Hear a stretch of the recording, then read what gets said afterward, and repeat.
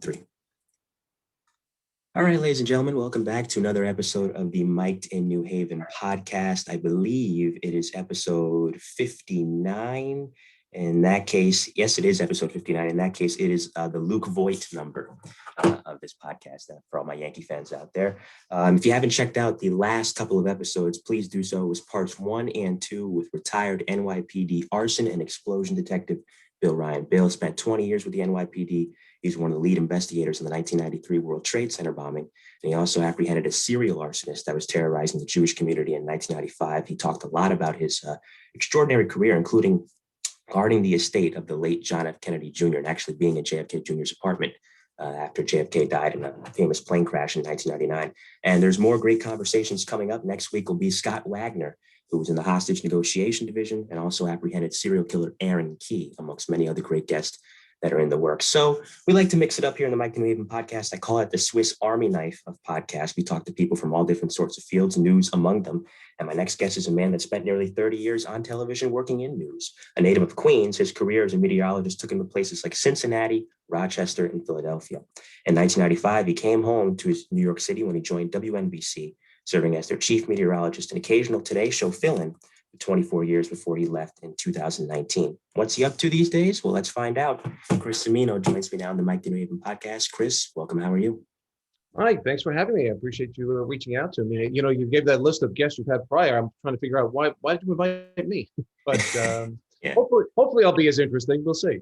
Yeah, I think so. Like I said, Swiss Army knife, sports, news, the fire service, law enforcement. We talked to different folks of different fields. And so we had to get back into the news field here. So I mentioned you being born in Queens. So some people are born in a certain place, but they grow up elsewhere. Did you grow up there? And if not, where were your childhood years spent and what were they like? Yeah, actually, I was born in Brooklyn, East New York. But my apologies. by the time I was 3.5 years old, I moved out of there. So I barely remember Brooklyn. But raised in Queens, Ozone Park, Queens, and really most of my life was spent there until I got married. Then I moved when I got married to Kew Gardens, Queens. So I was in Queens through at least the late 80s. In 87, I moved out to New Jersey and became, the suburban guy, and then started a family and was in New Jersey for a long time. Now I'm back in New York, back in the Bronx, actually, as we speak. Oh, wow. Okay. Interesting. So, some people know what they want to do early on in life. Others, it takes some time to figure it out. Did you have an interest early on in media? And if so, who would you credit as an early influence on you? Yeah, for me, fortunately, my career as a TV meteorologist was something I really pretty much always wanted to do since first, second grade, other than play center field for the Mets. I know they're a Yankee fan, but for the I don't Mets, hate them. But that didn't work out. But anyway, I did play some baseball for a while. But anyway, no, it actually was something as a child. There was a big snowstorm in New York City back in 1969, kind of giving away my age a little bit. But it was known as the Lindsay snowstorm because the mayor, John Lindsay at the time, they blamed him for not having the sanitation department prepared to clear the streets. But I remember in front of my house, which was always a busy street, my whole neighborhood, coming to this standstill and becoming this outdoor, winter playground for a couple of days. And that's where my interest in weather really started. I was all of 7 years old at that point. So I lived my dream, that's for sure. Yeah, I actually remember reading about that snowstorm because it got brought back into the forefront when we had that snowstorm that where the city was not prepared for, that it was expected to be light. Remember that a few years ago? It was expected to be light, but it ended up pretty much grinding New York to a halt. And that's when the Lindsay snowstorm came to mind as a comparable to de Blasio. So it's funny that you mentioned that. So, I guess you can say that's where your interest in meteorology began for sure. Your college years, where did you go to college, and how do you feel that college ultimately helped prepare you for not only the broadcast field, which you would later enter, but also, of course, the real world? Well, I went to, actually, I'm a city college guy, CCNY, Okay. City College up in Harlem. And I started in Queens College. I graduated high school in 3.5 years. So I started in Queens College, was there about 1.5 years, and then transferred over to City College because City College had meteorology as a major. The other, the rest of the programs did not. In terms of, I think, any college education for the most part, the interesting thing about it is while sometimes you complain about having to take these courses that seemingly have nothing to do with your major, but they do broaden you as a person, whether you're taking an anthropology course, a philosophy course, all these different psychology courses, whatever it might be, it does broaden you as a person. So that was one thing that I realized comparative to, grammar school and high school. kind of a formulated education. But you go into college, you have electives you can take, and it really opened me up to, I think, some just the world in general, which was a good positive experience. And one of the things that we did, one of the courses that we had there actually was a forecasting class, but there was only about 8 meteorology majors at that point. But we would compete against each other for the most accurate forecast in 3 locations around the country on a daily basis. And if you were the most accurate, you had to then present in front of the class. So that's where I really started learning how to present the weather in front of people and articulate it in such a way. I'm glad you mentioned, the real world aspect and dove into that, because I felt the same way. I was having this conversation with another guest the other day where, when you're exposed to people of different backgrounds, as someone that's old enough to comprehend how, there's different cultures and different ways of life and different ways in which people think, it's a really good thing because it unlocks certain parts of your mind that you didn't even know were there. It causes you to think in a way that you never knew you could think in. And you know what? It's really, especially going to college in New York, it really is a cultural melting pot and a mental melting pot. And I mean that in a good way, of course, that really just expands you in a positive way. And, it's interesting that you mentioned that. I'm glad I'm not the only one. So as I mentioned, when I was introducing you, you had numerous stops before you got to New York City in 95, as I noted in my introduction: Cincinnati, Rochester, Philadelphia, not small markets, especially Philadelphia. So pretty sizable in their own right. If you had to pick, I'm sure you loved all 3 of them, obviously, but which one did you love most, and how well did those experiences, particularly in Philly, in your mind, prepare you for when you came back to the Big Apple, which we'll dive into momentarily? Well, to take it back to the beginning, Rochester was my first job. And okay. I was living in New Jersey. And right. I would literally drive from East Brunswick, New Jersey to Rochester. It was 365 miles one way. And I would drive up there on a Friday or Saturday and do the weather on the weekends, Saturday and Sunday nights, and then drive back Monday morning. And I got paid $8 an hour. So that tells you how much I wanted this gig. And it happened to be during the winter months. So I was driving there from November through, I only was up in Rochester, I think, for 4 months before I got another job, but it was the winter months. And up there through that snow belt territory, it would be crazy. I'd leave New Jersey in bright sunshine. I get into Syracuse and it'd be an all blizzard, whiteout conditions, and trying to get to Rochester.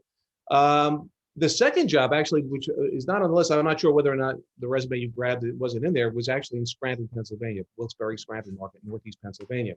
Mm-hmm. And the station there was called WNEP, and they were owned by the New York Times, and they were a huge powerhouse station. In fact, their ratings in terms of audience was the biggest of any ABC affiliate in the country.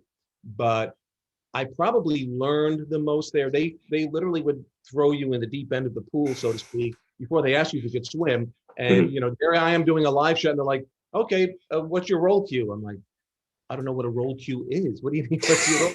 So it was kind of a you learned on the fly, but it really taught you how to have enough confidence in yourself to work through those situations, and being put in those situations with seemingly your back against the wall. I don't know what to do here, but you learn in a hurry. You learn those skills in a hurry. So I probably grew up the most in terms of my ability in doing live television in that job, which I was there for about, I think, 14 months, something like that. And then I went on to Cincinnati after that. And that was kind of a little bit of an upgrade, just the way news was presented. In fact, the station I went to, oddly enough, Jerry Springer was the main anchor there. He had just left to do his show on his own, maybe 2 months before I got there, a month or so before I got there. And then it was on to Philadelphia. And Philadelphia was more of a pit stop. I was only there for a year, interestingly enough, and then I kind of jumped into New York. And that's kind of a weird story we can get into, actually, how I ended up getting that job at NBC. It was WTXF, TXF in Philly, right, that you were at? It was TXF in Philly at the time, which was the Fox affiliate. Fox didn't quite own them at that point. And to be perfectly, and I'm not giving anything away, this was 1994 into 95. Yeah. And the newsroom was still on typewriters. It was the teleprompter was basically, it would be sheets of paper with the script on it, and there'd be like this projector on it, and that's how and somebody would actually roll this belt, and that's how the scripts would go by. Very old school. So it was kind of a weird thing. It was kind of, in Cincinnati, they had robotic cameras. They were more advanced than they were in Philadelphia. Well, Philadelphia's market 4, and Cincinnati was market 30 and 29 at the time. But that's, and that's where I learned different aspects of the TV industry too, because every television market and the expectations of local news is a little bit different. Every city and town has its own little subcultures and their expectations of what news people and or weather people should be delivering. So that was kind of a fun thing to learn, actually. Yeah, like we talked earlier about when in regards to college, of course, when you're exposed to different cultures and different ways of thinking, I mean, it's the same thing when you go to each of these markets. The people are different, the atmosphere is different. Some cities are more grittier than others, some are nicer, more welcoming. I mean, it's definitely, an interesting thing to experience throughout one's career. And I'm glad that you also highlighted learning on the job because, it's funny, we can practice things, whatever it may be, not just television, it can be anything in life. We can practice for it so much. But it isn't until you actually have to do it that your skills really come into play. Because you could know it, you could have memorized it, you could have it written down, you could have practiced it a million times. So well, once that moment comes, that's really the barometer to show you how well you've come along or how far you still have to go. Yeah, it's those real life moments that come upon you very quickly. That's where you have to be prepared. But yeah, I mean, there's textbook training, but then there's real life and real world training. And that's the one thing about the industry that I was in. Pretty much 99.9% of what I did was done live. So you couldn't take it back. Right. You left it out there. Well, it's out there. So that there was a training process in that and just getting prepared for it. Before I did television, I did radio for quite a few years too. Did weather on radio all around the country. And to be perfectly honest, that was probably, in terms of being able to tell a story and articulate, that was probably the best training ground anybody could have had for television. Because by the time you get to television and you're doing weather, oh, wow, now I have props. I've got graphics and maps to point to in case I lose my place in my head. But when you're doing radio, you're telling a story about how the weather is going to play out on people, and all you have is verbiage. All you have is the ability to articulate it through words. And that was a great learning experience. Anybody who really gets into television should do something, whether it's a podcast, whether something that really leans heavily first on your ability to tell a story just with words, just with verbiage. I think that's an important skill. Oh, for sure. How often would you say between radio and television after your hits were done that you would go back and watch yourself or listen to yourself to find ways to improve? Or yeah, that's an interesting point. Nobody's ever actually asked that question before, although I've brought it up because on the radio side, I guess it was a little more difficult for me to hear back what I had just done. But on television, all of the shows were recorded. So after the show, you just grab the tape and pop it in and take a look at it. And I remember one of the first job I had in Rochester, I would always, after the 11 o'clock news on a Saturday night or Sunday night, I go to the booth and I grab all 4 shows that I did. And I take a look at them because you need to do that. right. We had a kind of a wise guy director when they go, "Oh, do you love looking at yourself?" I'm like, no, I'm trying to figure out what I'm doing right, what I'm doing wrong. And when you first, particularly with television, when you're first on the air, sometimes you think your motion and it's like this big, and then you look at it and you're like, that's what I did. Because you really have to understand the connection between the physicality and what it feels like internally, but what it actually projects as. And there's a little bit of a disconnect in that. You have to understand yourself. So when you think you're being very outgoing, maybe you're not, or vice versa. Maybe you think you're being really quiet, but you're a little too loud. There are things like verbal crutches. I would listen, and I said, I'm using that same term over and over again. You don't realize it because, again, weather was ad lib. There's no script. So there isn't somebody writing those words for you or you to make them different. You're creating them up here on the fly all the time. So that was a reason why I think I would watch over and over again. Yeah. And I think, to be perfectly honest, even later on, 30 years in, 4 years at NBC, I was still watching some of the shows I would do. And I said, that came out a little flat. Well, that you landed that, you missed that point. You should have brought that up. You should have leaned more heavily on that. You can criticize forever, but I think it's a good thing to take a look at what you're doing, because you can always kind of get derailed even when you think you're on the right track. Oh, of course, I do that with this podcast, especially now that I introduced the Zoom element recently and brought the show to my YouTube channel. I mean, I'll go back and sometimes, I tell this to my mom all the time, we all have this tendency to be overcritical of ourselves, but I'll go back and I'm like, I'm looking at mannerisms, I'm looking at terms, same thing, terms that I used. Why did you ask that question? Oh, you actually did a good job there, And so I have to find that balance, because I think it was Ray Bork that said this once, and he was relating the great hockey defenseman. You're going to chase perfection. I'm botching the quote, but the point about practice is you're chasing perfection, knowing that you're never going to achieve it, but you keep working at it. I think is the variation of the quote that Mr. Bork gave. And so it's true. And so you mentioned that it's a funny story of how you got to WNBC in 95. I'll set the stage because you weren't in Philadelphia very long. I believe it was only less than a year, 11 months, I believe. It was like 11 months, almost a year when I finally did, I guess, my last. The funny thing is, twice in my career, I actually overlapped working in two television markets at the same time. When my job in Rochester was wrapping up and I was going to Scranton, I actually worked a weekend in Rochester, came back to and worked in Scranton, and then finished up my final weekend in Rochester. And then that happened also with Philadelphia. The tail end of Philadelphia, I got an opportunity. I was basically working as a freelancer at that point. I wasn't even really contracted. So I was freelancing to do weekends in Philadelphia at the Fox station. And something came up where Al Roker was actually going to go on a honeymoon. It was the marriage he has to Deborah Roberts now. And I think it was going to be like a 2-week vacation. And they were going to be short-staffed. They couldn't, they had so many newscasts at that point at WNBC, and they needed somebody to fill in to help with the weather. And I was a freelancer. So in Philadelphia, there was a convention going on at the time. My agent said, "Why don't you meet the news director?" I met the news director, Bruno Cohen, at an elevator bank in the hotel.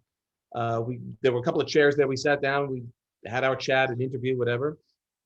And then I came in a couple of days later into WNBC and met some of the producers and the news director and the assistant news director and the GM. And while I was there talking to the assistant news director, it was late in the afternoon now, it's probably 4:30. And the news director walked in, Bruno, and he said, "I have a proposition for you. How would you like to do today in New York tomorrow morning?" I was like, "What?" At that point I was still working for Right. Philadelphia, but only on the weekends. I didn't really have time to even think about what was happening here, that my lifelong dream of growing up in New York, that I was going to be on a New York television station, was about to come true. And I remember driving home, walked in the door and told my wife, I said, "I'm going to be on NBC tomorrow morning." It's like, okay, getting up at like 3:30 in the morning to get there. But it was kind of a bit of a blur. And then I filled in and they liked me. Imagine that. And then, as they say, the rest is history. I mean, Yeah. it was a great experience. I got the weekend gig doing mornings and evenings, Saturday and Sunday. They're kind of like a double shift. But going back to growth, that experience on the weekends in particular, because you're probably a little too young to remember, but back then, which was, I guess, the mid to late 90s, even up to maybe early 2000, the morning shows, the weather person always went out somewhere on remote, always doing live shots from fairs and different events and antique shows and you name it. I got to interview Elton John. I got to interview a bunch of different celebrities from 60s TV shows. It was it was an amazing experience. And it was a great growing experience in terms of television and learning how to pull things out of people on live television in very short windows, small windows. The only person I think that I still see do that is Lonnie Quinn. You'll see Lonnie Quinn do that on occasion. He doesn't really do live shots of that nature. He'll be with a bunch of children. He'll occasionally in the warmer months he'll be at a fair. And yeah, he's a throwback, of course. Lonnie Quinn's of the old school, which I'm not bashing him. It's a good thing. So it's a lost art, if you will. We're talking with Chris Cimino here in the Mike New Haven podcast. More with Chris in just a second, but first, a word from our first unofficial sponsor of the podcast, which is my older sister's fashion blog. So if you are out there and you have a wife, a daughter, a girlfriend, whatever it is, mother, or just a friend that happens to be a female and she is into fashion, have her check out my sister's Instagram page. It is the Cozy Babe, TheKozie Babe, BABE, and where you can find all her musings about fashion and all the like. So if you're into that, check that out. Of course, she is not paying me yet for this sponsorship, but she will eventually. So back to my interview here with Chris Cimino. So when you walked in, to that WNBC newsroom, I mean, you're talking about a newsroom that has Chuck Scarborough, who's still there to this day, Sue Simmons, Linda Beccaro. I mean, it's a very experienced newsroom filled with a lot of people who hadn't quite cemented themselves yet. Like Linda Beccaro was still pretty young in the business. She's been at NBC forever now. People that were already pretty well known, like Simmons and Scarborough. So when you first got there, who would you say helped you most in terms of that acclimation process to the new station?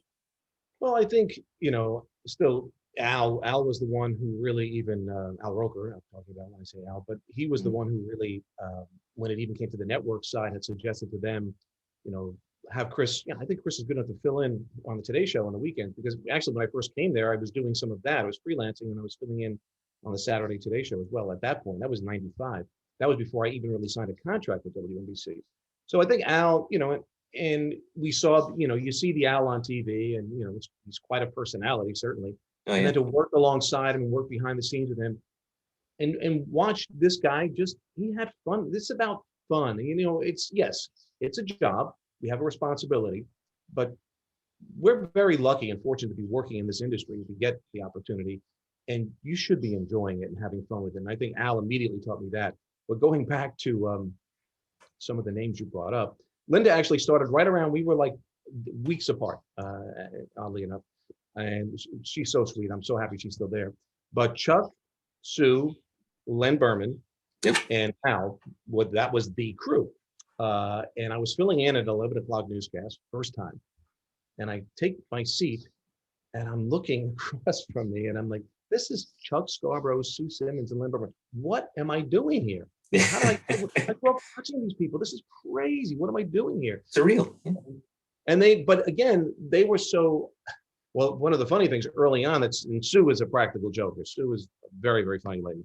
And one of the things that she did, so, you'd sit there at the desk and you'd start and she'd go, okay, introduce and do the weather. I would get up, walk over to the weather wall, do the whole weather presentation, and you walk back. And when you're walking back, typically you're talking to a full screen of, back then it was only a 5-day forecast, now it's a 10-day forecast, but let's say it was a 5-day forecast. So you're looking at the monitor as you're sort of working your way back to your chair. You're not really looking at your chair, you know where it is. Yeah. And in the interim between when I got up, did my weather and came back, Sue Simmons decided to take my chair and the lever and lower it all the way to the floor. So when I went over to sit in the chair wasn't there to hit me in my butt. It went down like boom, like, well, Chuck was like, ho, ho, ho, ho, ho. They were all, it was hysterical. But it was just a very funny moment. But it also was one of those things where, okay, you're part of us now. You went through the initiation, now you're part of us. I never felt from any of them intimidated. They didn't if the intimidation came, it came from within my head. They didn't do anything to intimidate me. Let's put it that way. Right. It's that little hazing process. It's endearing, Exactly. It's always the thing that I go back to is if they don't bust your chops, that's a bad sign. It means they don't care like it at all. Right, exactly. So the fact that they're doing that means they like it. It's a good thing.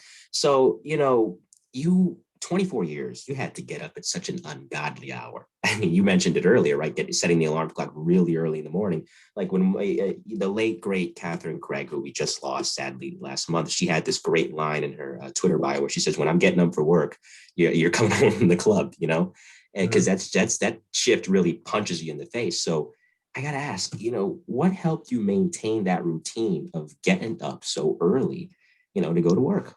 Well, the thing about it, retrospectively, it got progressively worse because when I first started, the show was on at 5 a.m. Mm-hmm. and then it gradually went to 4:30, and then it went to 4 a.m. And when I was commuting from New Jersey, it went from having to get up at, let's say, 3 to then 2:15 and then 1:15 in order to be, and that was even squeezing it really close to come in, get prepared, and be able to get the makeup and get on the air. Obviously, to be perfectly honest, full disclosure, the paycheck is nice. And that kind of, you say to yourself, hey, look, well, but that alarm goes off and you're like, oh man, this is the middle of the night. What am I doing? But I also was coming to a place that wasn't work. It wasn't work to me. It was fun. It's what I dreamed of always doing. The hardest part about that job always, as far as I was concerned, was getting up. But once you're up, you're going to a place where you want to be and be around people that you enjoy being with. And that morning, misery loves company, as they say. So everybody's a little tired and grumpy, obviously, as the week wears on, but we're all in this together. And so we really became a very close-knit family. And while I've been actually off the show now about 18 months, when what happened to Kat happened, my heart immediately broke. And all I could think of was, Darlene and Michael and Lauren and Tracy and that team. Yeah. I just wanted to hug them. They're my brothers and sisters. I just wanted to hug them. It hurt so bad. And that's when I realized, yeah, I'm not still there every day, but we created a family. And I don't think ultimately that'll ever totally get broken. But, getting up in the morning is tough. The other part of it, to be perfectly honest, Mike, was for me, raising a family. Yep. It was great because I was at the dinner table every night with my kids having dinner. I wasn't commuting somewhere, coming home at 7, 8 o'clock at night, or doing the 11 o'clock news for that matter. When there was something going on at school, after school, I could be there. My son would play hockey or whatever sport, and my daughter would be in dance. I could always go to those things. Yeah, I had to get to bed a little earlier than I'd like to. I missed a lot of Met games I have to turn off in the fourth inning, but the bottom line was it was perfect for the time of my life to be able to really experience. You can't get back the years with your children. That you can't go, oh, I'll make up for that 20 years from now. What, when they're 30 and they have their own life? That's not going to happen. So Right. it was really an important thing for me. And that was one of the benefits, to be perfectly honest, about those hours. Imagine how many rude awakenings you got, for a Met game. Like, for example, when Clemens beat Oh, Piazza in 2000, you wake up, what? yeah. Let me tell you, there were so many games, and it would happen with the Rangers too. I go to bed, they're winning, and then my alarm was actually set to WFAN, so I'd always hear the scores, and I'm like, they blew another one. It's like I don't even want to know how it happened. Yeah, especially after that period post '97 when they let Messier walk out the door and they had that 7-year stretch where they were miserable. I mean, there was a lot of that was yeah. Did you at least though? Don't tell me you missed. Speaking of the Mets, the 10-run inning against Atlanta. Did you miss that, or you saw that, right? Was that like I want to say that wasn't like a 4th of July weekend or Friday? Yeah, that was 2000 at Shea. Yeah, I know that one I did see. Okay, good. At least that. And well, I mean, when it came to postseason play with the Mets, I would stupidly stay up. I mean, I remember going to sleep. They had I guess it was like a wild card round against Arizona, and I think the game that was '99. Yep. Yeah, it was sort of like at 10 o'clock or something like that, or 11 o'clock. And I go to sleep at 7:38, and then wake up and watch the game, and then go to work after the game. I never slept that. So the Mets are kind of my number one team. The Rangers is sort of number two, not sort of, they are number two in my heart in that way. The funny thing about the Rangers, they finally win the Stanley Cup after so many years in the 70s and 80s, sitting in the blue seats in the old Madison Square Garden. I'm in Cincinnati when they win the Stanley Cup in 1994. So, but oddly enough, it was fun. I got together with my friend because the game, I recorded the game, was on tape. And whenever they came to Cincinnati to visit, we'd recreate the fact that it was Game 7, for the Cup, and we'd all hang out together and still got a chance to celebrate. I haven't had that yet, because I'm a big Ranger fan too. My teams are the Yankees, the Knicks, the Giants, and the Rangers. I would put the Yankees at number one. And there's a mixture, I don't have a specific number two because I love them all equally. But, with the Rangers, I mean, I had 2014 and that was a great run, but it didn't culminate in that moment, and I'm still waiting for that. But, we'll see if it happens down the road. I mean, you must have had a heart attack though. And I think, who was it that hit the post? I think it was Pavel Bure. I mean, you must have had a heart attack in that Game 7. Oh. Yeah, well, but, I mean, it ended well. I remember, the series before against the Devils, remember also, when Mateau scored in overtime, but the Devils tied it. And I remember laying in bed kind of one eye open because I was doing the mornings in Cincinnati too. And I was like, what just happened? And I couldn't go to sleep knowing that overtime was about to start and they might get eliminated or they might move on to the Stanley Cup final. So I did stay awake to see that. And there was a weird scheduling thing that happened. For some reason, I was ending up doing evenings at the time that they actually were in the finals. So I did get to see that live, so to speak, at least on television, while in Cincinnati. Last note on the Rangers before we continue, I just had Larry Brooks on. Larry Brooks, the great hockey writer for the New York Post. I think he was on a couple episodes ago. And he was actually, I didn't know this, he was in the locker room when Mark Messier made the infamous "will win," and it was funny how he told the story behind how Messier said that. And of course, what ended up happening in Game 6 and then Game 7. So, I didn't know you were. I know Lauren's a big Ranger fan. I didn't know you were a big Ranger fan. But I've been anyway. since the late 60s, early 70s. Oh, I know the Roger Bears and the goal of game line, the gag line, they used to call it. I think it was Jean Rattel and Vic Hatfield and Roger Bear. Yep, I've been with them since the Yager Shanahan Lundqvist years, because I'm younger. I'm 21. So you're a baby. Come on. Yeah. You're younger than my son and my daughter. I'm a young guy. Just hit 21. So 24 years covering weather. A lot of storms. We'll exclude Irene and Sandy because I think they're in their own category, and we'll touch on that a little later. But when you touch on, listen, heat waves, torrential rain, blizzards, you covered it all. Is there a particular storm besides Irene and Sandy, of course, that really sticks out to you that you covered? Well, on the local level, I would say, and obviously, you brought up Sandy, snowstorms in Irene, but on the local level, it was probably a blizzard in 1996. It was from January 6th to January 8th. And the reason I say that is because that was actually my first official weekend working my weekend shift at WNBC. And I had filled in a little bit in September and October, but that was it. And then they hired me to actually do the weekends, and that was the first weekend. And I'll never forget, there I was, on a Saturday night going for 10 to 15 inches, and then I looked at the computer models the next morning. I'm like, this is like 15 to 20, and I'm saying the words, and I'm in my head. There's a voice going, "Are you crazy? This better happen. I mean, this is unusual. I mean, we get snowstorms here, but this was a biggie." Yeah. And it came to fruition. And I remember my news director calling Sunday morning after seeing me for a little while, and he said, "Chris, is this really going to happen?" As if, weather is obviously never happened until, it's not really happening until it's happened. It's a forecast. But I said, I have pretty good confidence. I mean, this looks like a no miss, a can't miss. And he brought in everybody, every reporter, director, producer. We were stacked. We were on the air from 7 in the morning. We went off at 4 p.m. only because there was a AFC playoff game that we were covering, and then back on the air again. And it was wall-to-wall coverage. And I was stuck in the city from Saturday morning until, I believe, Wednesday morning. And it was just a great experience, a great event.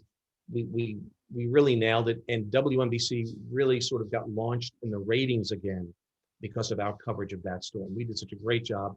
And the advantage we had at the time in the weekend, there weren't, nowadays, every station has a weekend morning show too. Yeah. ABC didn't have one, CBS didn't have one. We had the only one. We were the only game in town. And we were already poised and ready to cover it, like a blanket. And we did. And then the other thing I remember, one of the evenings, it might have been the Monday night, walking through Times Square. And at the time, they really didn't remove snow quite the way they do now with these front loaders and melters, and they drop it in the river. It wasn't quite as well planned out. There weren't any cars. There weren't any buses, taxis. All you heard were people's voices, muffled by these mounds of snow and laughter. And I just remember that feeling of like, I wonder, this is what the city would have sounded like in the 17 and 1800s before there was, subways and automobiles. And Right. It was just kind of a really cool, surreal moment. And we've had bigger snowstorms since, but they didn't recreate that because now they remove the snow much more readily. But for me, it was beautiful. It was like, wow, my dream come true. This is what I always wanted. I'm a snow lover. I'm in New York on TV telling people the story about this big snowstorm. So that will always be one of my all-time favorites. Nationally was Katrina because Al was actually out having back surgery and I was filling in for Al. And that was an amazing couple of days, tragic in many ways, but it was just, for me, what an experience to be national telling this story about this storm. We were on, I think, for that one from 7 until about 2 in the afternoon with nonstop coverage the very first day. So that was certainly a memorable thing too. Were you on the air for the blackout? This is separate from weather, but it was kind of caused by weather because it was super hot in New York City. And when the blackout hit in August of 2003, were you on the air for that? No, actually, I was on vacation. Fortunately, I think Audrey Puente was filling in for me, if I remember right. I remember thinking that. I was like, wow, what would this have been like? Especially being in New Jersey, it's not as if I have an easy commute to get back and forth to home. Mm-hmm. But that was something. But that I was not. Okay. Fortunately, not brought up. Yeah, it's good enough. So, you mentioned the computer models earlier, and it segues perfectly into my next question. Technology in terms of how weather is covered has advanced to such a degree that not only has it helped you guys, but also the viewer can pick up his phone. I have the weather app on my phone, or her phone for that matter, and they can look and see what the forecast is going to be for the day. Now, is that accurate always? No, of course not. But the point is, someone might look at that and say, well, what do I need the weatherman or the weatherwoman to tell me what it's going to look like today when I could just easily access it on my phone? So that being said, what is your take on what technology in the modern age has done to the meteorology business? And how do you try to still keep her when you were on the air? How did you try to keep the viewer engaged and remind them of why they should tune in to your forecast in the first place with the technology advancing? Well, number one, to your original point on that was that obviously it's not, the apps are not always right, and neither are the on-air, television people as well. But one of the things you don't get in an app is a sensibility from where the forecast is coming from. Meaning, is this really a high confidence forecast? What can go wrong with this forecast? What should we be looking for to realize, uh-oh, this is worse than Chris said, or this is not going to be as bad as. The apps, usually it's an icon, it's a temperature, and they've gotten better. They, quite frankly, were not very good in the beginning because I don't know if you see an icon, you see a sun, you see a cloud, and then you see a raindrop out of the cloud. Well, what does that mean? Well, there'll be some sun, some clouds, and a shower. But when exactly? What hour? What's the best chance? What's the best part of the area where that might happen or not happen? So there are things that the app doesn't fully cover. That's what I think the on-air person has to do.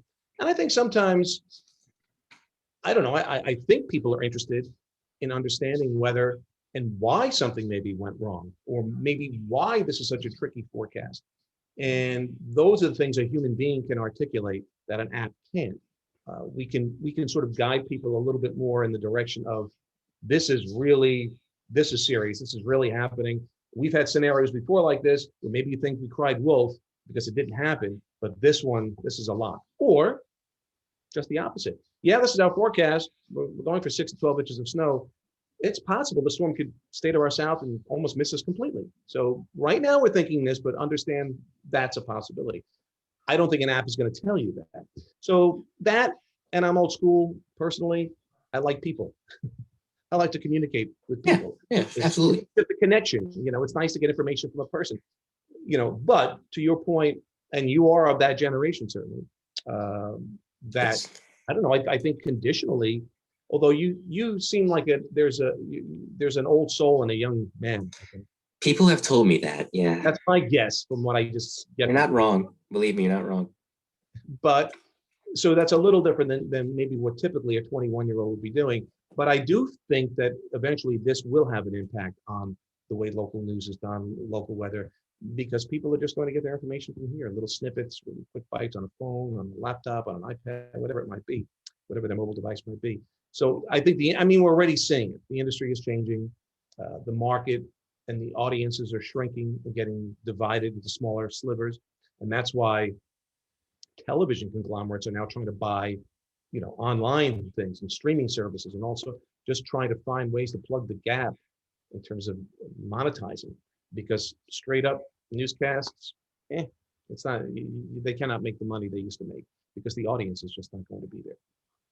To your point about the old soul thing, I have this running joke with my mom. I am a 65-year-old man in a 21-year-old's body. Yeah, that is it's better than the other way around. Let's put it that way. You don't want to have a 65-year-old body. Yeah, no, you do not. But I could sense that. But you know what? I think for the most part, that's going to treat you well. It's going to guide you well.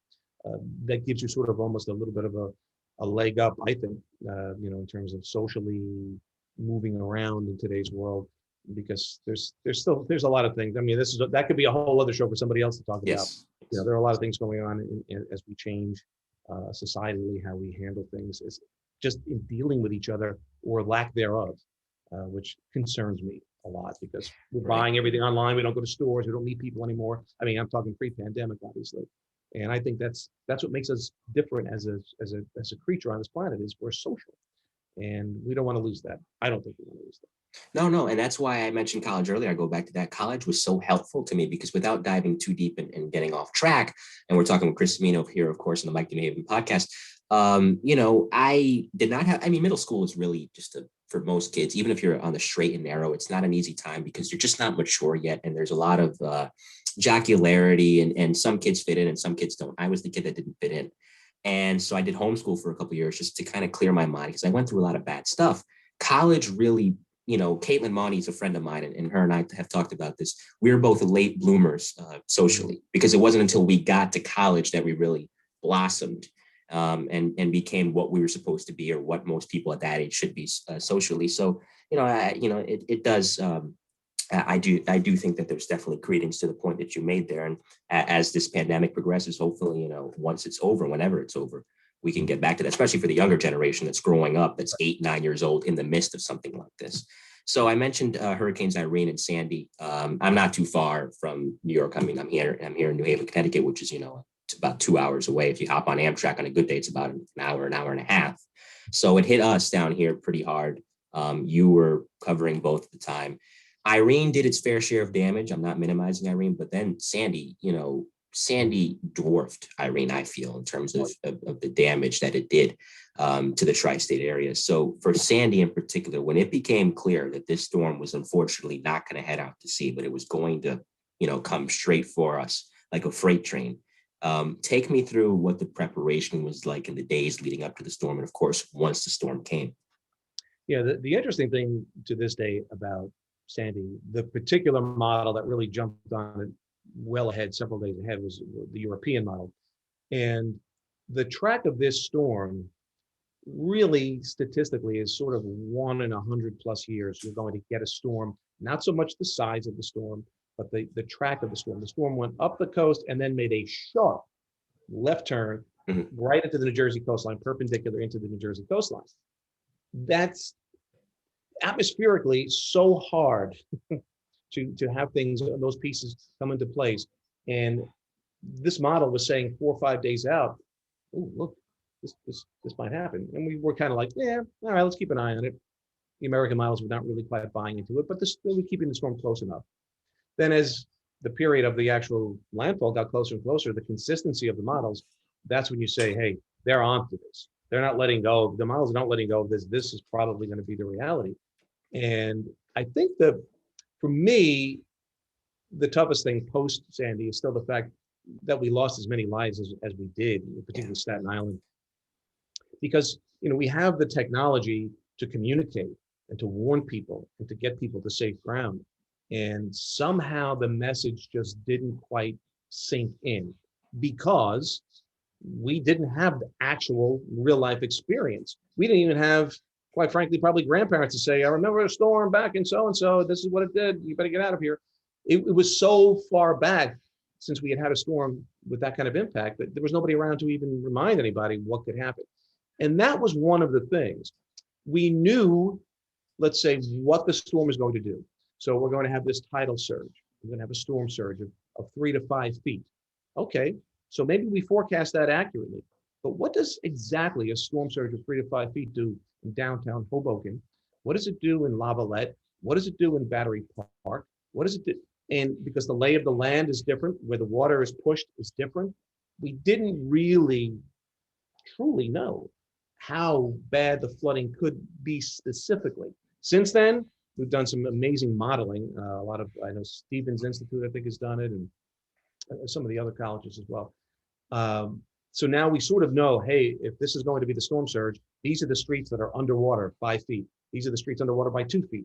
But we didn't have that then, and I think that was part of the challenge. And also getting people really. I remember, my weather producer was on the phone with I think it was the mayor of Weehawken, might have been Weehawken or Hoboken, and telling you've got to get out, you've got to evacuate, your people on those streets. And they're like, well, we have a meeting planned in 3 hours. We're going to talk about it then. And so there was a little bit of that had gone on. But from our perspective, I think we did an amazing job in terms of forecasting it. But again, you wish that the warnings would have sunk in enough to have motivated everybody to have been able to get into a safe place. And so that always kind of weighs on me, like, what could we have done differently to have not lost those lives? But, and I mean, we saved a lot as well, but that's one of those lingering things. There's after things of this nature, rather if it's terrorist attacks, I mean, you were in New York for 9/11, or rather if it's obviously something like a natural disaster, we have the images, and there are certain images that come to define this tragedy. And when I had Bill Ryan on, he was talking about that, when he investigated 93, that, there's certain images that stick in his head, or just certain images that we see on television. I mentioned Caitlin earlier, and I'll never forget this image. And when she came on this show a couple of years ago, she talked about it, where when Harvey hit Houston, there's this image of a father carrying his baby through the flooded streets of Houston. And so when you look back on what Sandy did, I know for me, the image that sticks to my mind is seeing Queens halfway underwater, certain parts of Queens halfway underwater. What's this thing? What's the image? What's the story that defines Sandy for you? I think, I guess it was it Brighton Beach? I'm trying to think where, not Brighton Beach, it was in southern Brooklyn, but things like transformers were blowing out and fires started breaking out. And I remember seeing all of these homes on fire, surrounded by so much water that the firefighters couldn't get to put out the fire, despite, like, to me, Yeah. that was, the dichotomy there was just incredible. And the visual of that, the wind just whipping these fires from house to house, and then seeing the reflection in this water that was just tumultuous all around the homes. It was kind of, that was really one of those crazy scenes. But I'm sure everybody has their own. I think Yeah. the aftermath too, in parts of Staten Island, and seeing people's personal belongings out of their home just across fields and reeds, and just that was kind of something you never would think you'd see here. Not in New York City, not in the five boroughs. That doesn't happen. So that was kind of shocking. Yeah, it's something, and it's hard to believe. I mean, it's next year is going to be a decade Yeah. since this happened. I was 12 years old when it went down, and I remember being in the living room, sleeping in the living room, because where I'm coming to you, it's my room, which is upstairs. This is a 2-floor house, and we had a lot of big trees near. They've since been cut down, but we had a lot of big trees. If I could speak English, that would be terrific. Near our house at the time, and my grandfather was with us, and I just remember sleeping with my eyes open the entire night, waiting for one of those trees to come down and being terrified. And it's hard to believe that here we are 9 years later, almost 9 years later. And in some cases, you go out to certain parts of New Jersey and people are still recovering from this. So it's a slow burn when things of this nature happen. I want to pivot for a moment because, you are really, and I don't think you know this, but you are somebody that has carried yourself remarkably well in terms of how to deal with loss, I think. And you've written articles about it, and I appreciate that. You lost your wife to cancer in 2016, and I'm so sorry about that. I lost a buddy to cancer, and the pain of it really never goes away. That he was the first person I lost. He was 9, and he just kept falling down in gym class, and they didn't know what was wrong with him. He went for X-rays, and he had bone cancer, and a few months later, he was gone. And I think about him all the time. His name was Massimo, and when we lose those, especially close to us, it's hard to find the strength at first to move on. But we have to, because, we still have people that love us, that care for us. And we know that the person that we lost wouldn't want us to spend the rest of our lives being sad.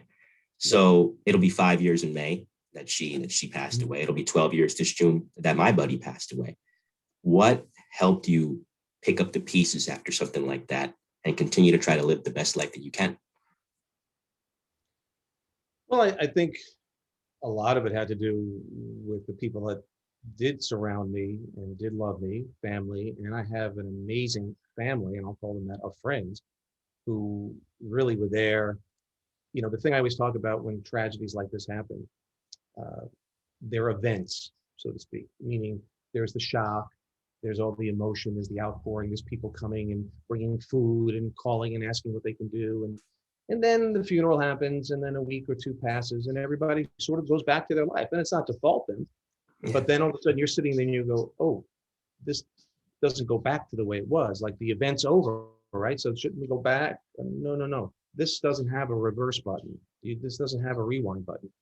And that's the first part, when you start to realize, I'm in this for real. Yeah.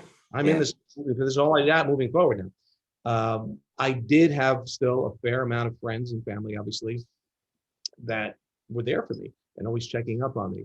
But I think, you have to be with it. And one of the things, and I'm not ashamed in any shape or form to say that I think when you're struggling with something like that, to find somebody to go and talk to talk about it, to learn, to get some tools how to deal with it. For me, sometimes I think about it and I look back, and people have said to me, you went back to work very quickly. And I did. And I did because work was one of the only places I could go that didn't remind me of her. She was never at work with me. Work was what I did. I had these friends and these people there. So I sort of physically and emotionally would then disconnect and go to work and do my job. And that was a relief from the burden of mourning and being sad. Then I go home, and of course, you cry your eyes out. It's a process. And, first you cry every day. Then you cry 4 times a week. Then you cry 2 times a week. Then you go, I don't know if I cried this week. And you cry a couple of times a month. And, to this day, it's 5 years, and I could go stretches and then all of a sudden, boom, it feels like it happened yesterday again. Yeah. But you have to be with that, and you have to let that happen. You can't be afraid of it. You can't want to squelch it. And that was one of the things that, that the person I was talking to said, it's okay. sit and be with it. Don't run away from it. Don't drink it away. Don't hide from it. You have to be with it because it's always there. But I think for me, and I'm not even exactly sure, it's an interesting question because I'm not sure what happened that made me realize from watching my wife go through what she went through, I realized how precious life is, that every day is a gift now. So I started to think, well, what am I going to do with it while I still have it? I mean, I don't know. I may go to the doctor, get diagnosed tomorrow with something that tells me I have 6 months to live. I may step off the curb, get hit by a bus. So, I started viewing life as had this ravenous hunger to do the things I hadn't done yet. And that's when I got into traveling. And travel really healed me a lot. It gave me a chance to figure out me, because when you're in a long-term relationship, I knew my wife since first grade. We were together 40 years. We dated, several years before, 9 years before we got married. So it was not only a loss of just the partner, it was a loss of this entity that was connected to my life. It was really half of me. And I really came to the conclusion that Chris had to sort of die or go with her. My wife's name was Nancy, and I always would say, well, Nancy's Chris has to go with her now. That doesn't mean I still don't think about her all the time and feel it, but it made it, for some reason, I compartmentalized it, and it made it easier for me to move forward. And again, people are going to judge. I'm in a relationship now. People have made, most people have been really, really supportive and very sweet. But, every once in a while you get the people out of the corner of their mouth, it looks a little too soon if you ask me, or you can't when you're ready, if you're ever ready to move forward from things, to move on. And you may not ever want to, but if you do, don't worry about what other people think is another lesson that I've learned in this. And there's a lot of wonderful people out in the world, a lot of great things to still embrace. So that's, and having my children, I couldn't fold up. I couldn't fold up shop. And every time I see them, I see her. They're, so that never goes away. It's, but it's a process, and it's probably gonna be it's a process for life, as you pointed out. It never totally goes away. It just gets put in a place, for lack of a better word, that makes it more manageable to move forward with your life and still appreciate life and still laugh and still smile again, because they would want that. Right. As I've been doing a lot of, as we all have during this, near basically year now that we've spent in quarantine. I lost my grandmother in 2011, January, and it was different from Max, as I called Massimo. She had lived a long life. She was 83 years old, and she'd been battling so many health issues in the last few months there. You kind of relieve that the person's not suffering anymore, but it's difficult to I don't know how to word this, and I apologize for not wording it correctly, but when I lost my abuelita, as us Hispanics refer to our grandparents, particularly grandmothers, I had a crisis of identity because I was a month shy of turning 11. I didn't know how to deal with my grief. I mean, I don't think any 10-year-old really does. And you wonder, what's your role going forward? I mean, I didn't have any children. I'm 10, but I'm a son, I'm a brother. What can I do? And you find that as the years go along, and you get older and you get that experience and you get that maturity and you do the things that you used to see them do, and you carry yourself in the way you used to see that person carry themselves. When the 10-year anniversary hit this past January, I just thought about where I was then and where I am now in life.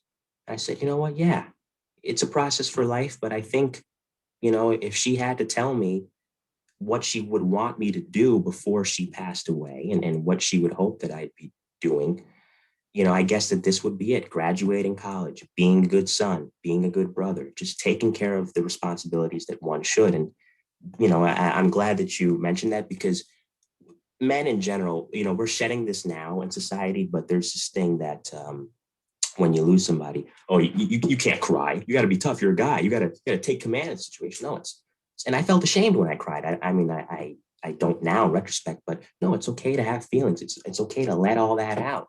It doesn't make you weak. It means you're human. Right. And so I'm really glad that you highlighted that. And so we'll pivot back to your career, and we're talking with Chris Cimino here in the Mike and Name podcast. It's been a great conversation so far. I hope you're enjoying it as much as I am. You mentioned the chemistry earlier of Today in New York, or Tiny, as I heard Darlene Rodriguez refer to it recently on Twitter. It's close knit, and it's funny when you watch. I'm not putting any specific station underneath the bus or anything, but when you watch certain newscasts, whether it be afternoon or morning, television has a tendency sometimes to be a little bit hokey, a little bit forced, and The yuckers. yeah, it rehearsed, and you could see that. But I never got that vibe, and I still don't get that vibe from Tiny. And you mentioned the people that you work with. I mean, Tracy Strahan, the late Catherine Craig, Michael Gargiulo, Darlene Rodriguez, and Lauren Scala. So, if you had to go down the line on each person, and I'm sure there's plenty of great people behind the scenes too, but as far as the people I just mentioned, what was your favorite thing and what is your favorite thing about each person? Wow, that's a heavy question. I'll make sure they don't see this podcast. No, just no. Let's go down the line. The one out of that crew that I have been with or had been with the longest was Darlene. And the thing I love about Darlene is sort of, it's just it's the genuineness, it's the realness. She really, it sounds cliche to say like a sister, but we had that kind of brother-sister relationship where we tease each other, we'll get on each other a little bit. But man, that woman has your back when whatever hits the fan and is needed. There's a respect that we both have, and I have hers as well, obviously. Over the years we worked together, there were a lot of personal things that had happened that were tough on all of us. And I like to think that she felt I was always there, and I know she was always there for me in that regards. And that, as each year goes by, that just builds the bond more and more. So I think that's something we always, and sometimes now, we'll go maybe a few weeks without talking. We text a little bit here or there, maybe comment on social media. But then when we reconnect, it's as if no time had passed. And, sometimes I'll say, oh, have you forgotten about your old weather brother? And she'll, oh, I would never do that, But I've really come to know and love her family and her beautiful children. We've socialized outside of. So that's family. Michael Gargiulo, in terms of male anchors, and I say this because, and anybody who works with him will tell you, he is like the sweetest man, almost too nice, that sometimes I think, people may try to take advantage of him, but, we've had that conversation with Michael already. But just a really, I'll get the phone call. How are you, my brother? Everybody's my brother. Chris, my brother. We're all brothers. And, he's another one of those guys that you pick up the phone, he's there. The support is tremendous. And I think the other thing too, that crew, at least in studio, and I'll move on to Lauren, all New Yorkers. Right. And say what you will, there is probably some kind of a chemistry. And, three of us were Italian background, but Lauren, who came on later on, relative to the time that I'd been on Tiny, that relationship. And it was funny because she was sort of the kid, and the new kid on the block. And I think in the beginning we were trying to figure out, or she was trying to feel out who I was and how she was supposed to be. And there was a little bit of this overly, I don't know, always trying to kind of do the right thing at first. And I didn't realize that we weren't really communicating it. And I'm like, I just be who you are kind of a thing. But to tell you a story about Lauren that I will never, ever forget. And this is the kind of person she is. Besides the fact, for everybody's birthday, she would bake these ridiculous cakes designed, like she would make a weather cake. She made a cake out of a purse and a pair of shoes for Darlene one year. And she made a dachshund cake because that was my dog's a dachshund.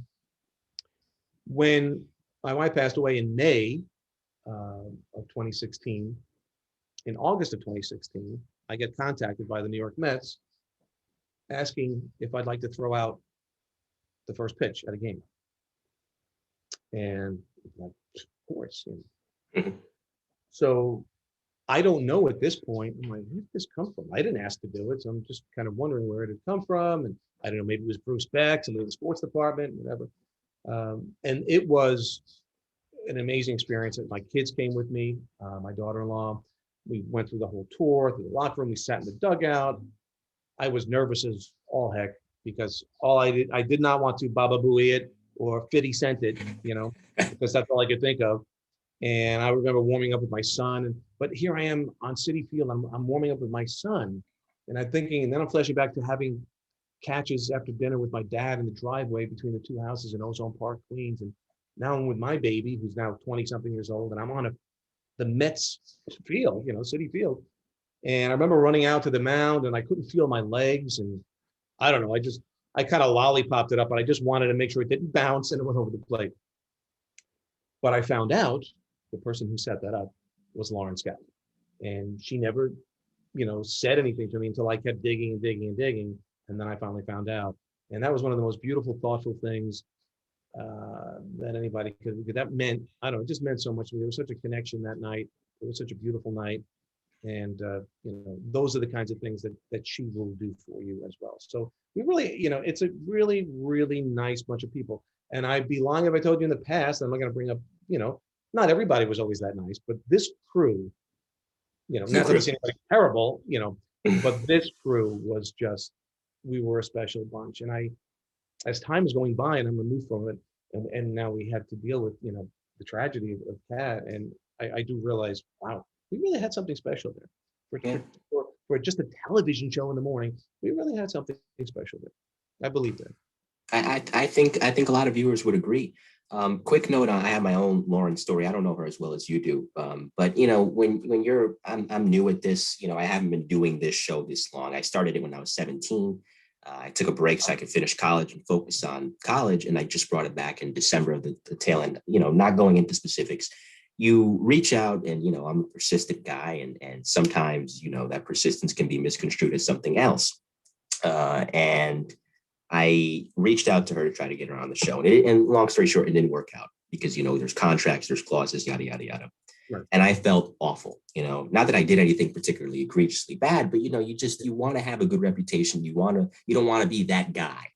Mm-hmm. And she did not have to email me back, but she did. And she said, hey, basically, long story short, don't feel terrible. You're still learning. It's part of the process and you got a long way to go. And don't worry, some of these moments happened to me too.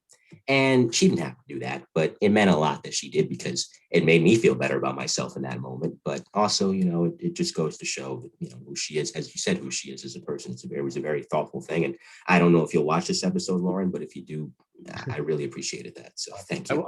I will pass that along to her. I'm sure I'm going to see her somewhere in the next month or so. So I will definitely pass that along. But again, and that's because, we all need to remember where we came from and how we got to where we are. You need to remember your roots sometimes to keep you grounded.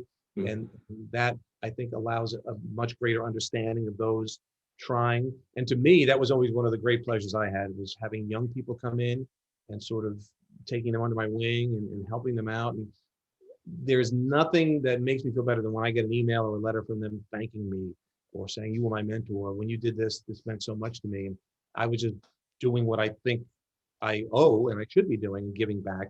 But when it's appreciated, it really hits you. But speaking of, I have a podcast of my own with my friend Rick Summers called Middle-Aged Warriors, and you talk about sometimes getting guests. And I know a lot of people from obviously my industry, but a lot of them can't come on the show, so it is a little tricky because of contractual stuff and conflict. So, but it's all part of it. Yeah, you have to jump through a lot of hoops. Like I remember the biggest interview that I've done a lot of cool interviews on this show. Not that I'm tooting my own horn, it's just you're really glad that these people even agree to talk to you because I am not important. So, when they come on, it's always great. But a couple of years ago, 2018, I had James O'Neill on, who at the time was the NYPD commissioner. And that was the biggest one to date that I had done. And same thing. I mean, of course, it's different because he's the commissioner of one of the largest police departments in the world, but you're jumping through DCPI and it's a long, long, long process. Whereas sometimes, like you, I sent you one email, you got back to me, sure, I'll do it. It's easy as that. But, it's really, it's an interesting thing. But I do hope that you get guests. And we'll talk about your podcast a little later because I do want to know more about that. So your run on television ended in 2019. It was a big story at the time. I mean, we all know what happened there, the hot mic, and everything. So that transpired afterwards. So when NBC decided not to renew your contract, they claimed that this incident didn't have anything to do with that, although I don't think so. But anyway, you wrote a really fantastic article that summed up that entire experience, from your vantage point, including what you were talking about when that particular word slipped. And I found that article to be refreshingly honest. And I'm amazed that you opened up about it. It was a really good article. And I'll link it when I do the description for this podcast later. So, when that ordeal happened, I guess, I've never heard it besides that article. We've never really heard it from your perspective. So take me through, I guess, that particular period. Yeah, well, and again, I reflect on this sometimes and I say, boy, it must have really been a slow news day for that to be. I was, and I've heard a lot. To call it a bomb, by the way, if anybody ever heard it, it was in low talking, and I was talking to Lauren because Lauren had lost her dad a few years prior. And the bottom line was I was in the weather center. I wasn't in the studio itself. I was in the weather center. But Okay. we always have our mics on, and probably more details than needed. But the Today Show at that half hour floats when they're going to do the weather. So it's not like at 8:10 they're going to do the weather. And so sometimes Al would come on, do a quick weather, but not throw to the locals. They'd stay with the network. They'd stay with the Today Show. Then he'd come back on again at the bottom of that block or that half hour, do the weather and say, here's what's happening in your neck of the woods. And then I had to be standing by, whoever's local, I had to be standing by. So what had happened, I went out the first time I saw Al on screen, but it was one of those, we used to call them fake weathers, where he just talks quickly about a big weather story and then throws back to whoever, Savannah. So then I walked back into the studio. And again, to disclose and to be perfectly honest, I sort of already had an inkling from that management that they were not fans, or a certain person was not a fan, and that I might not get renewed. And there were a lot of pictures I had on my computer at work, because back then, I don't know if when you plugged in your phone, it was like an automatic thing that all the pictures that you took that were new on the phone would download to Microsoft Photos automatically. Mm-hmm. So I had a lot of photos there. I fried my phone in a pool one day. As you do. Yeah. And so, that was post my wife passing away. And there were some things in there that I lost my mind. I thought I lost them. It was the last voicemail she left me. It was just a lot of things. And then I realized, wait, the computer at work, it probably has them. And that's where I found them. So that day I started pulling things off and putting them back onto my new phone off the computer at work. And I was just talking about how as time goes by, after losing somebody, in the beginning, you think about them, you can feel them, you can feel their presence. I'm going to do something real quick here. Sorry, I realize my battery's running low. You can think about them and immediately you can smell them, and feel them, and hear them, and know they're right there. And as time goes by, you start to lose a little bit more and more of that. And to me, it was bothering me. It's like, I want to be able to close my eyes, think of her, and connect that same way. And it's something that's just fading away a little bit. And it was making me feel uncomfortable. And I was asking her if she deals with that with her dad. And then the line came up when I said the line about, well, that's, I think, the Chris that belonged to Nancy had to die. I know it's blanking weird, but that's what it was. And at that moment, Al was doing the weather. Nobody was in my ear to tell me. They didn't call on the phone to say, Chris, where are you? We need you out in the studio. I'm not going to blame any other people because the bottom line still falls on me in the end, but it was a calamity of errors that led to that line bleeding out. It wasn't yelled. It wasn't used as a verb, that's for sure. It was kind of in low speak in a private conversation with Lauren. And my news director came down and was like, you just said this. I'm like, what? I don't know. I was talking to Lauren.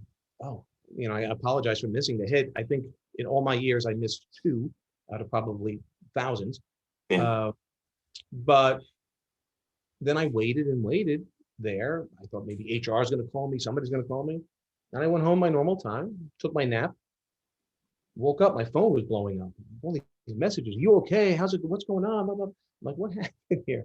And that's when I realized that I went online and I saw, what? I still to this day don't know why it was such a big deal. But I don't think, I know most people seem to think that they associate my not being re-signed at NBC with that. I think that might have been the nail in the coffin. Maybe, I don't know. Mm-hmm. They probably were not allowed legally They put it in my file. You have to have a file, but I don't think they're allowed legally to dismiss me for one incident like that. The union would have been able to then step in, but the union can't do anything when your contract's up and they decide we're not going to re-sign you. And that's basically what happened. Yeah. I'd never known. Again, oh, sorry. I'm sorry, but again, I don't look, I don't have a problem with, that's the industry. To be perfectly honest, have been in the business for 30 years and never been fired, ever. I either left maybe before I was going to and moved on to another job, whatever. So that experience never happened to me my entire life. I'm in my 50s now when it finally happened. But get it, understand it, your sandbox, you make all the decisions. You're the boss. You have every right to do that. Every boss before this boss had the right to have said that to me.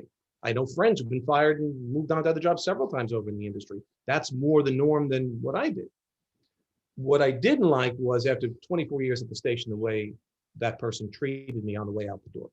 And I will say it to this day because I have no intention of going back, to put on me that it was my decision to leave because they didn't want the blood on their hands, to me was a disgrace and disrespectful.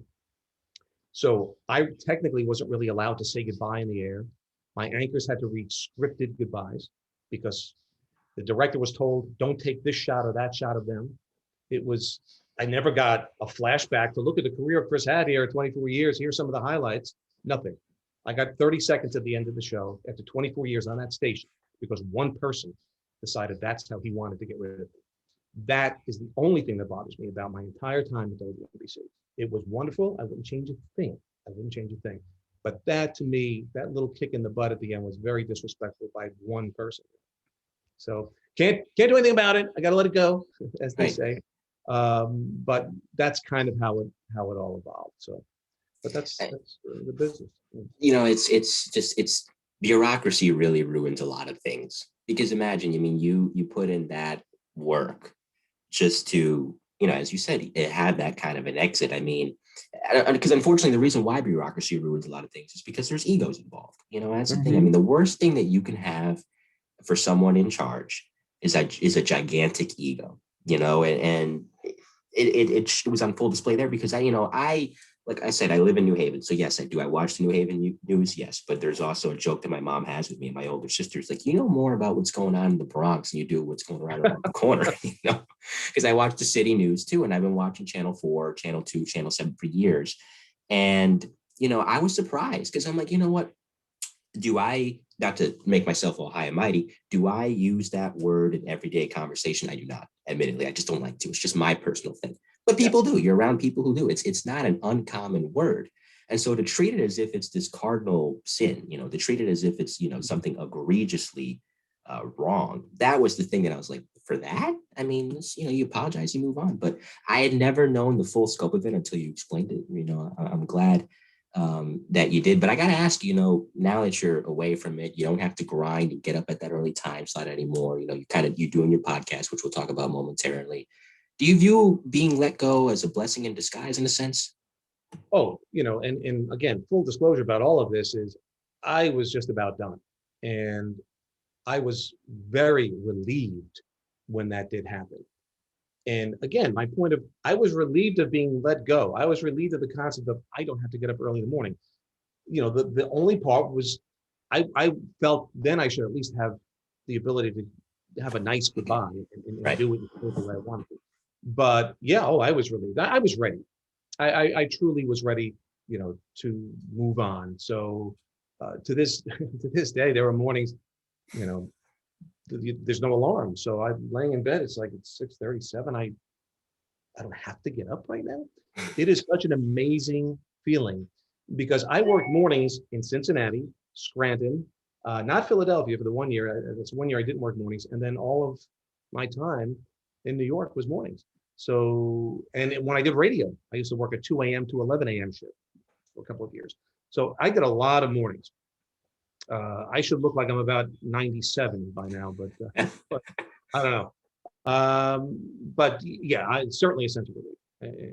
And to this day, look, I would love to have some kind of a consistent job right now. You were joking about your podcast and getting sponsors. We are just starting to get some sponsors, but it's very hard to monetize these things. It's been fun. It's great doing them, but hopefully something's going to stick eventually. But I think I was done with the morning local weather grind. I think I had enough. Yeah, I mean, you just get to a point where you're just burnt out, right? I mean, it just happens. And, I think that's everybody in life. And I'm not at that point yet. I shouldn't be. I mean, if anything, I'm grinding to try to get somewhere. And we'll see where the road takes me. But everybody has that point where you just kind of reach your wits' end. And it's just like, you know what? It's just time to call it a day with Well, certain things in life. and they made the product that way. I mean, the reality is I was doing the weather 32 times a morning, 32 with with the show and the cuttings, but in a box. There was no. I think we had crosstalk where I was at the set once every half hour, so that was the limited time we could even joke around and have some personality. And half the time when that would happen, I'd have a director in my ear, weather, go to weather, weather, weather. Like, they didn't want the show to have personality anymore, and they kept. I would ask to go out on remotes. Maybe go to a museum. They've got a new display, something's going on, or a planetarium. Yeah, no, we're going to send the crews out to cover, crime. Okay, fine. And so it really wasn't fun anymore. They really robbed me of my skills. So it wasn't fun anymore. And, that's why it was easier to say goodbye in that regard, at least, from the job. Yeah, that's why I'm glad a show like New York Live exists, for example, because you only see some of these people. Most of the people on that show are correspondents for the morning program, and you only see them in those hits and those one reports. But it's in that show. I know Lauren's on that show. Joelle Gargiulo's another one that I've gotten to know a little bit, and she's on that show. You get to see them in a different light. They can show their personality. They can show who they are. It's a refreshing thing because, as we talked about earlier, in those times when you can show who you are, that's where you see how good the chemistry is, and that's where you can see that it's not forced. And so I mentioned that we were talking about your podcast. It's called Middle-Aged Warriors, which is a funny title for it. So, I mean, listen, everybody's getting into podcasting now. Even somebody like me has a podcast. So, yeah, there you go. What prompted you to start it, and what do you enjoy most about doing it? Well, my co-host, my partner, Rick Summers, in the show, he was a radio DJ for many, many years on Light FM and other radio stations in the tri-state. His wife, Valerie Smaldone, was on Light FM for many, many years as well. And he ended up working for SAG-AFTRA, for the union, which is the same union that I was in. And we just kind of reconnected many, many years ago, back in the 80s. It must have been the middle 80s. He was working for a radio station, WBLI, in Long Island, and I was working for a company called CompuWeather, and they were one of our clients. And we got to talking, and then we met at a Met game because we had season tickets through the company. And as it turned out, fast forward into the 90s, I'm back at NBC. I get invited to chair this MS event, and he's there at the table. And I didn't think anything of it. I thought, well, they brought a radio personality in as well. I later find out that he was diagnosed with MS.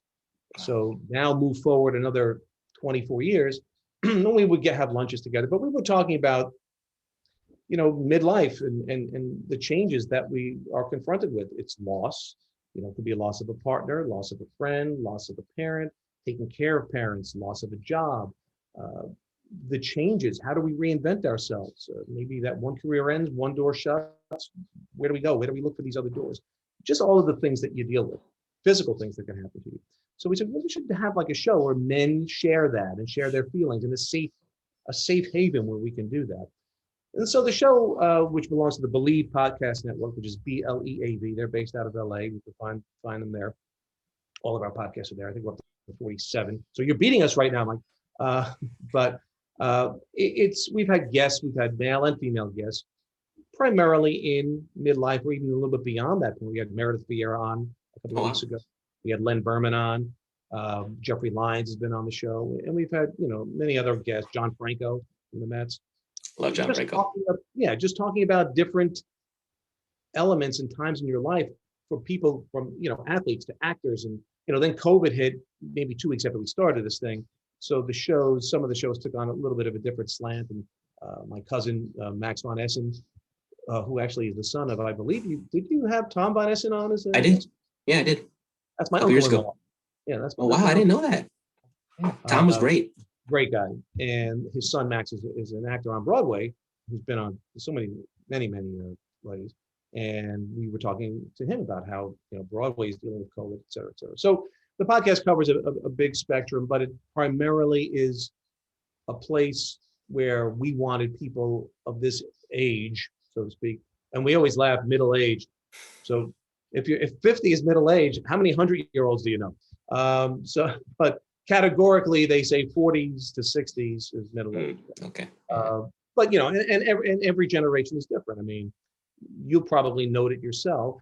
But I remember my grandfather, who passed away at 65. I thought he was an old man. He wore trousers and a hat. Then my dad passed away at 81, and he was wearing jeans and sneakers. So every generation kind of holds on to a little more of a youthful approach, I guess, and a mindset too. And that's what we're trying to bring forward in the show. Just a fun place. We try to have some laughs with it too. So yeah, it's been fun so far. We'll counting. We'll conclude in a moment because I've kept you long enough, and I've had a lot of fun talking with you, Chris Cimino, here on the Mike and New Haven podcast. Please tell me, because by the way, John Franco, I did a podcast with my brother-in-law recently breaking down the Hall of Fame ballot for 2021.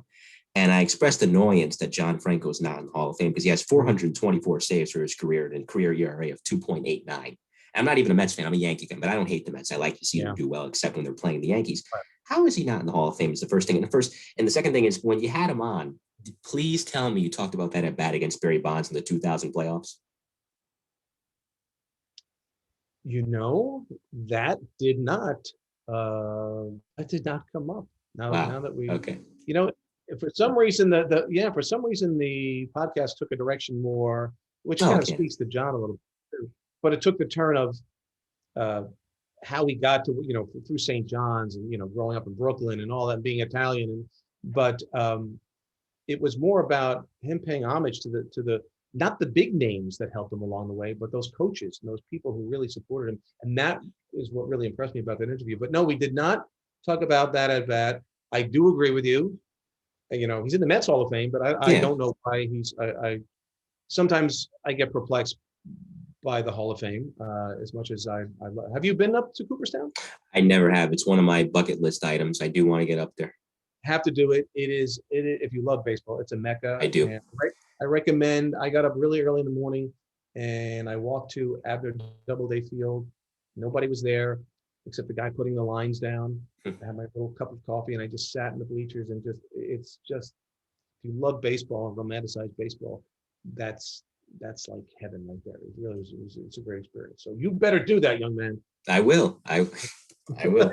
I'll take the trip up there. I have to. And let me just before we move on to the concluding segment, Barry Bonds and Roger Clemens are Hall of Famers, by the way. Just putting that out there. Yes. You wanted to add something? No. To your point, think about that. Right. So there you have it. All right. So I've kept you long enough, and it is now time for a segment of this podcast called Rapid Fire. 5 hit and run questions from me and 5 answers from you. Are you ready? Okay. The first one is a joke question. Have you forgiven Otis Livingston for beating you up dressed up as Mr. Met in 2004? Absolutely, yes. Mm-hmm. Okay, good to know. Second, funniest colleague you ever worked with? Funniest colleague? Well, it would either be Otis or Al. I would say they were, and Al, you pull the string. It's a mile a minute. You can't keep up with him. He's crazy. Yeah, he strikes me as such. Third, of course, you're a Mets fan. Top 5 favorite Mets of all time. Well, oddly enough, my first one was Bud Harrelson, but then Tom Seaver. I would say David Wright. I'm trying to think from that 16. Jerry Koosman.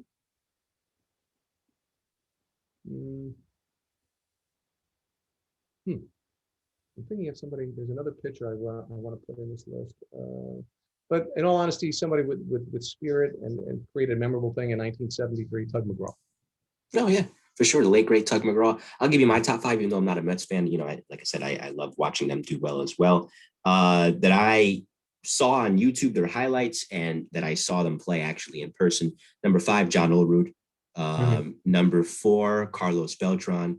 Number 3, David Wright. Number 2, Mike Piazza. Number 1, because I love watching his highlights and I have his jersey, Ray Ordonez. Ray Ordonez is actually my favorite because I always said if he knew how to hit, he'd be one of the greatest shortstop of all time.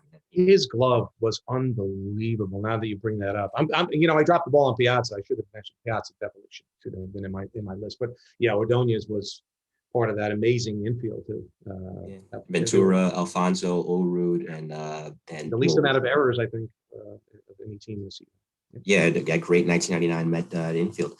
So fourth, you're also a Rangers fan. We'll give our top 5 favorite Rangers of all time. You go first. Let's see. I'm going to go with, I would say, Roger Bear. Mm.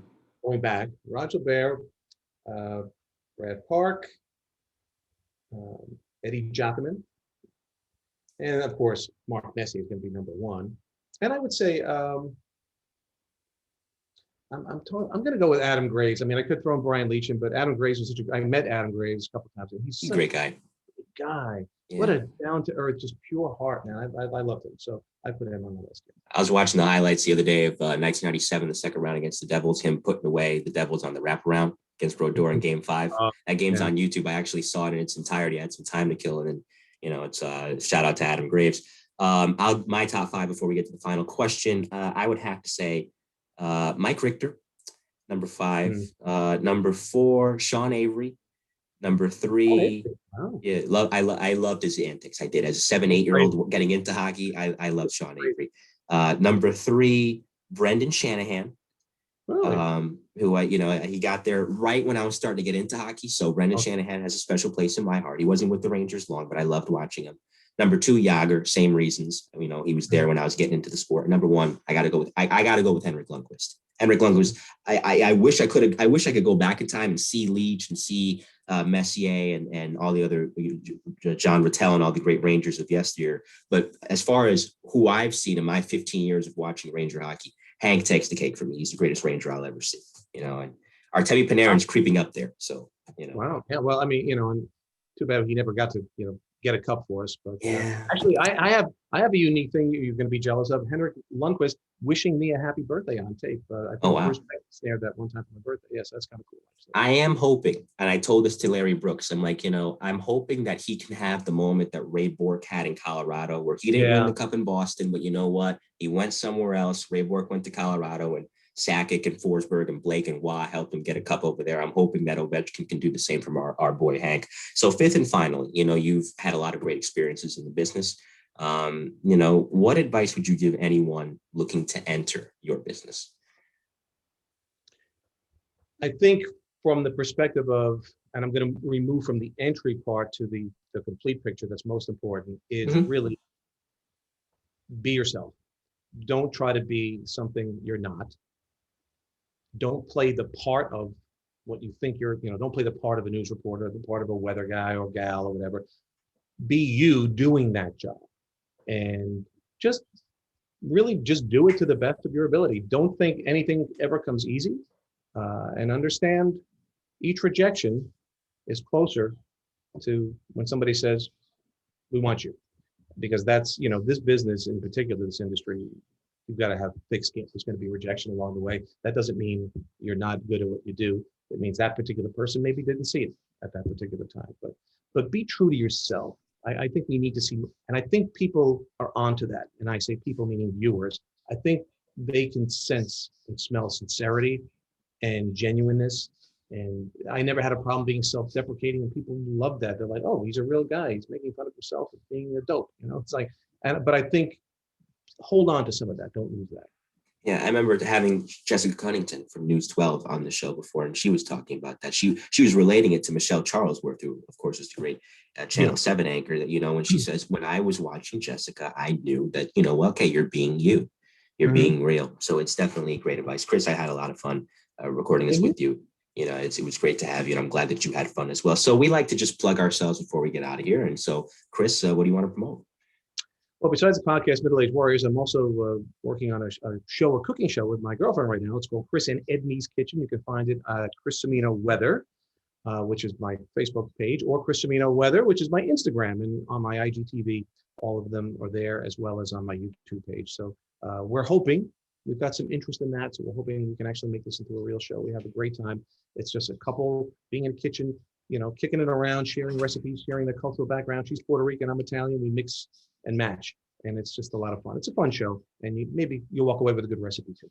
Oh, all right. Sounds good. I'll check it out. I'll be sure to check it out in the future. So for those of you that are listening to this show for the first time because you're here for Chris, stick around. I'd love to have you. As I said earlier, this is kind of like the Swiss Army knife of podcasts. We talk to different people from different fields, sports, news, law enforcement, the fire service, and other stuff too. Sometimes I just have my friends on and we spitball. So if you're into podcasts, please stick around, subscribe to the Mike to New Haven podcast, MIC''D in New Haven. You should know how to spell that. I'm on Twitter at Mike in New Haven, MIKEIN, and of course, New Haven, LinkedIn, Mike Cologne there. Just type in Mike Cologne, Mike the New Haven podcast, and I'll be sure to pop up and connect with me there. Of course, as well, if you subscribe to the audio version of this podcast, leave a 5-star rate and review. And if you're interested in watching the video version of this podcast, please subscribe to my YouTube channel, MC's Audio, MC''S Audio. I'm working on getting some more people on the show.